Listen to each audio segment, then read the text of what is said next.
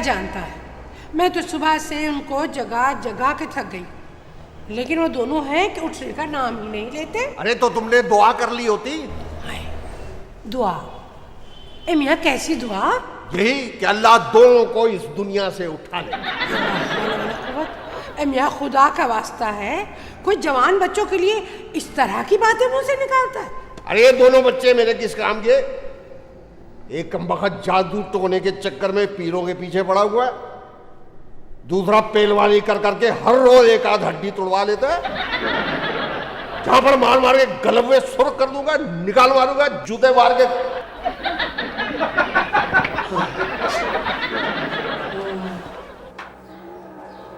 एक तो ये अब्बा न चैन से जीने देते हैं न चैन से सोने देते हैं, ऊपर से लोगों को शिकायतें करते हैं कि हम उन्हें चैन से नहीं जीने देते। अल्लाह अल्लाह, अम्मी, अम्मा।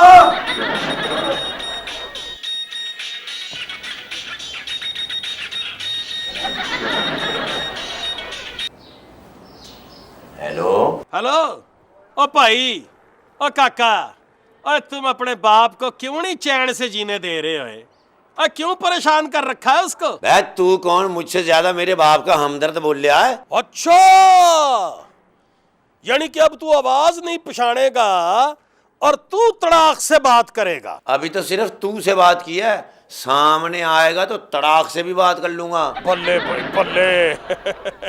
और जान तेरी चिड़ी जितनी है, बातें तू शिकरे जैसी कर रहा है। अब तो तुझे बताना ही पड़ेगा कि मैं चिड़ी हूं या शिकरा। वह कहाँ है तू, बता। आ रहा हूं मैं। ओ भाई, मैं इलाके का पुराना एएसआई और महल्ले का नया काउंसलर अबरार बोल रहा हूँ। सलालेकुम चाचा जी। हाँ। क्या हाल है? बड़ा अरसा हो गया, आपका दीदार ही नहीं हुआ। हाँ मेरा पुत्र, अब आया ना लैंड पे। तू जरा काका फौरी तौर पर मेरे घर पहुंचना, जरा मैं तेरा इंतजार कर रहा हूँ। जी जी चाचा जी, मैं अभी हाजिर होता हूँ, 10 मिनट में आ रहा हूँ मैं। 10 मिनट में पहुंच मेरा पुत्र, 10 मिनट में फौरन। जी आ रहा हूँ, अभी 10 मिनट में आ रहा हूँ।